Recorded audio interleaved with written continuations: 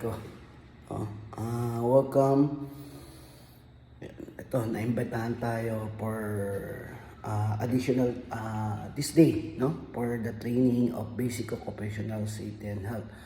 So right now, nandito tayo sa Makati. So with that part, tuturuan natin yung mga security. Okay? So I think right now, ito ang ganda, may nakita tayo. Okay? For their part of emergency response plan. Ayan, ERP, Emergency Response Plan. Okay? So, as stated doon sa ating natutunan sa training, how important. Ano yung pintuan niya? Si-set up ba? Okay. Yan. Yan po ata yung pintuan, sir. Okay. Sini-set up pa tayo. Ay, may tumawag. Okay. Dito. Sige.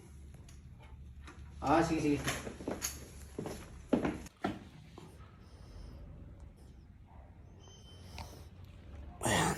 So, upo muna tayo. So, siniset up pa. No? Wala pang tao kasi maaga pa. So, it's 7:20 time check. So, yan. Set up muna tayo and then ano na natin. So, mamaya i-update ko kayo. So, yun, maganda yung ano nila dito setup. No? They also have their fire extinguisher. If you see, no, yung fire extinguisher nila, check-in lang natin later. Tignan natin. Ayan, ito. Bago pa. So, green. So, ayan, HCFC 123. Alagay niya. Ito yung ano natin, no, pictogram. Okay, assisting. So, 1, 2, 3, ABC. Nakita ko sa CCTV. Kumaka ako magbukas dyan.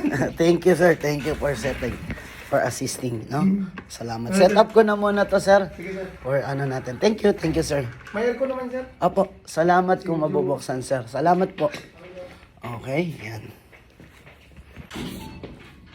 Okay. So, puno. So, set up ko lang po ako, sir, ha? Sige, sir. So, kailangan kasi maaga tayo makapag-set up para Yung monitor yata, sir, dito lang. Okay lang po. Sige po, mamaya na po siya, yung projector natin. So, we need to check, ano lang po. We need to set up muna po. So, magmamas na lang ako mamaya pag nag-actual na.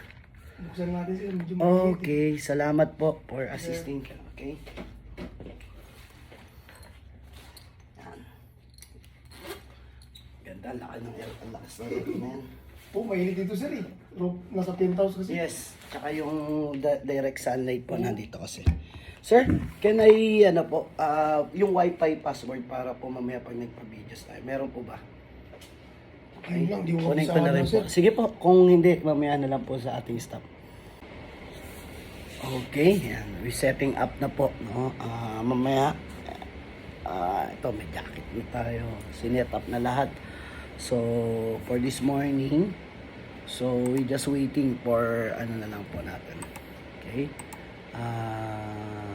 For other, yung mga participants kasi mas maaga naman tayo. 8:00 naman po ang start natin. So, it's good, no? And also, thank you dun sa security guard na nag-assist sa atin. So, ako muna yung narinig yun naman natin. So, napakaganda. Okay?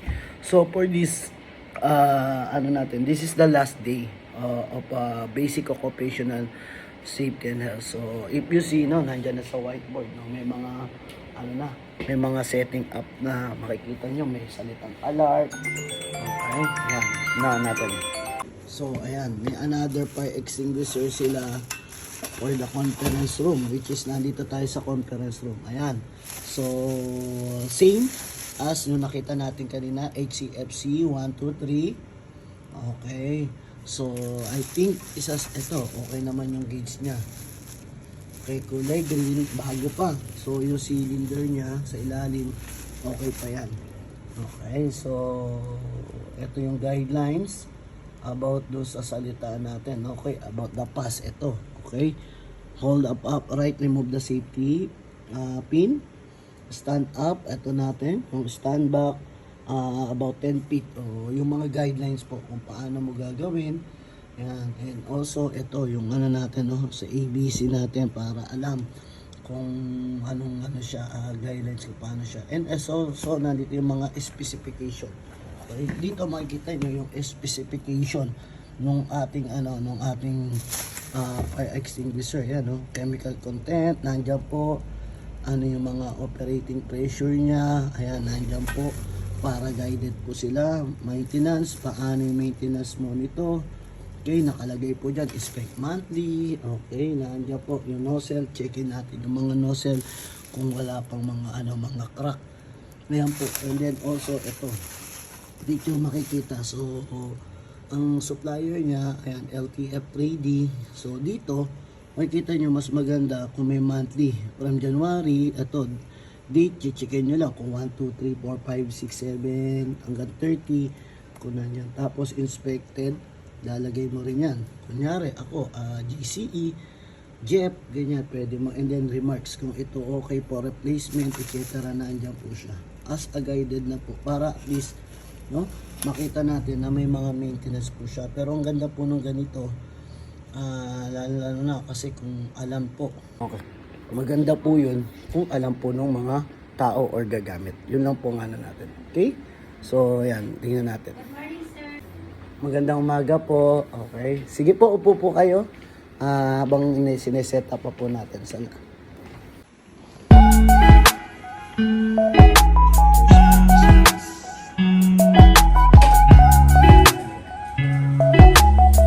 Lapay ba?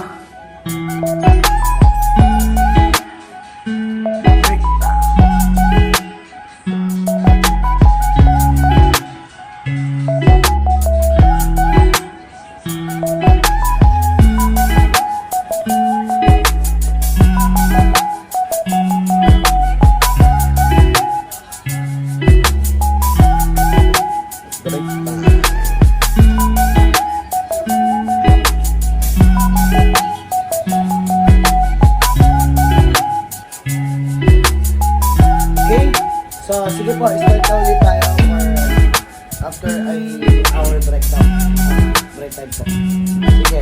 So, pag-usapan po natin for continuous yung appointing by our safety officer if you ay categorized po sa company na SO1, SO2, SO3, and SO4.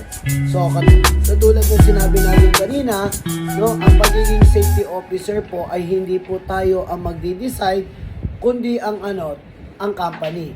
So, appointing letter po for SO2 or appointing letter po o ano natin for SO3 o SO4. Pero katulad ng sinabi natin, if you want to be accredited by Department of Labor as SO3 category o SO4 category, you need to apply as a SO3 practitioner for our Department of Labor and Employment or ng sa Occupational Safety and Health Center. Right now, ang application po ay pinapasa sa Occupational Safety and Health Center. Saan po siya? Sa Agham Road sa Quezon City. Okay, for this year, no, meron po tayong tinatawag na online application. Pero malay mo, by other month o lalo-lalo na ngayon, tayo ay nasa level 1 uli. So, maaaring yung application ay mas matuloy pa uli. So, yun yung sinasabi natin. But, for this, no, kailangan mapag-usapan natin. Kumbaga, ma-pinpoint natin yung application needed. Okay? Katulad na sinabi natin, no, kapag ikaw po ay SO2 sa company, you are in the low risk or the medium risk or the high risk company, no, na appointing, dapat alam po natin. Bine-versus din po yan sa manpower natin. So, the manpower average, ilan po ba yung manpower and ilan po bang safety officer o anong category of SO ang ipa-appoint ng ating company. Okay, in the previous, nahihirapan po si company, nahihirapan po si HR, nahihirapan po si top management kasi hindi nila alam. Pero ngayon, no, meron na tayong mga training requirements, okay, sa mga company, katulad kung bakit kayo nandito, para ma-appoint kayo as SO2 sa ating ating establishment. Kakaintindihan? So,